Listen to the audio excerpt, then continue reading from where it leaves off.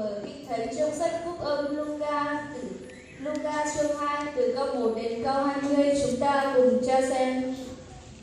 Mới được chào phần truyền rồi một thua chúng ta lựa trò hậu một trong Luca trung ô cái y một số trong này cầu bé xin cho sai ok. Lúc ấy Caesar Auguste ra chiếu chỉ phải lập dân số trong cả thiên hạ. Lúc xưa tớ vẫn giữ ở khu sân tàu hay trong những sảnh của nhóm thông là giữa tên trả về cho nó chỉ lồng cá còn sẽ đã tua sông về. Việc lập sổ dân này là trước hết và nhằm khi Quirinius làm quan tổng đốc xứ Syria. Theo sau ở một sông về nó giờ lúc xưa hầu Quirinius quan nỏ cá tới trả Syria. Ai nấy đều đến thành mình để khai tên vào sổ. Số từ nhận dẫn một sông về cho hậu nhà lúc tròn. Vì Joseph là dòng dõi nhà David, cho nên cũng từ thành Nazareth, xứ Galilee, lên thành David gọi là Bethlehem, xứ Jude. Joseph ở hậu lúc tròn là sự lệ của nhóm bè Galilee, một trò hậu lúc tròn về là hành một nhóm trả lúc sở Juda, một thấu nhiều văn giữ David. Joseph một trò hậu lúc tròn tạo trong họ nơi do David sanh giữ. Để khai tên vào sổ. Để khai vào sổ tên mình và tên Mary là người đã hứa gả cho mình đương có thai. Joseph cho bà lì tùa này tức khai lại rồi một sâu về thia thảo tạ bà lì xuôi pla mẹ nhỏ. Đăng khi hai người ở nơi đó thì ngày sinh đẻ của Mary đã đến. Thảo có chuyện nhớ hậu lúc tròn về lại hài tức giờ trai của bà lì dù mẹ nhỏ lại. Người sinh con trai đầu lồng lấy khăn bọc con mình đặt nằm trong máng cỏ. Bà lì dù để tụi mẹ tốt lo nếu mỗi con chờ thử tụi mẹ nhỏ thêm một trò vừa trò hậu lúc đa do trong khó tới trẻ so nên thứ so phụ ta là. Và cũng trong miền đó có mấy kẻ chăn chiên trú ngoài đồng thức đêm canh giữ bầy chiên. Nhớ thắt tràn tớ mới trở nên dù da lấy một bư gió là cho da tỏ tê thầu trong tu. Một thiên sứ của Chúa hiện đến gần họ và sự vinh hiển của Chúa chói lòa xung quanh, họ rất sợ hãi. Tôi thì chữ là chùa là thiên tôi chữ lúc chỉ thị trên trái tôi cho là bông xe thiên trái cờ đi.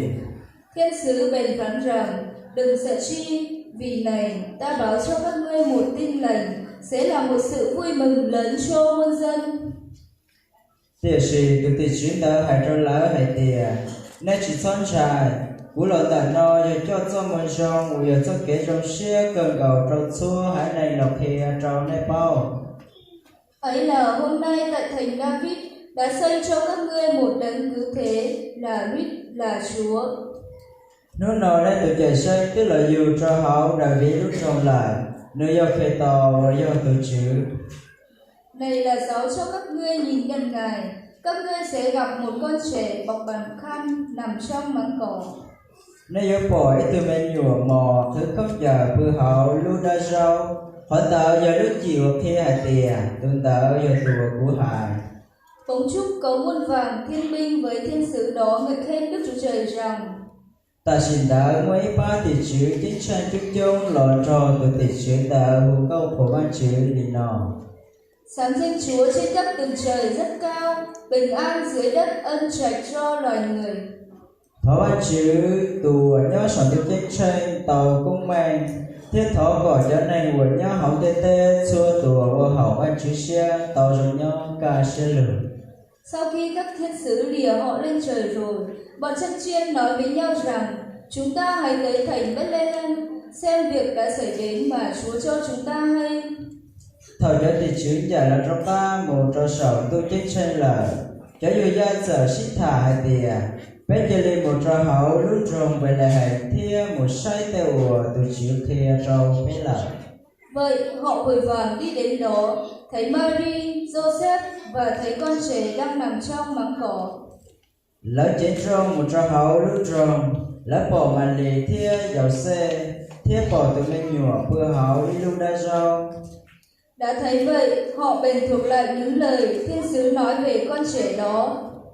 thầu cho yêu gia bỏ tụi mình nhuận là lỡ kia sao tụi thì chú cái chân kia cho lỡ hay cho tụi mình nhuận đỡ cho mà lý thia giàu xem lòng. Ai nấy nghe chuyện bọn chân chiên nói đều lấy làm lạ. Số tùa nó sao cho yêu gia hành đỡ sở đỡ xã chỉ thông lệ.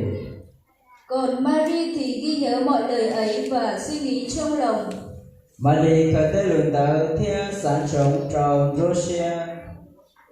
Bọn chân chiên trở về, làm sáng danh và ngợi khen Đức Chúa Trời về mọi điều đã nghe và thấy y như lời đã bảo trước cùng mình. Thầu cho yêu gia trong các mùa, lỡ hữu câu của ban chữ, cho khó lớn nó thiết bỏ trở lên từ tỷ chữ tao kia cho lỡ là. Xin trân trọng cảm ơn. Và chữ chào.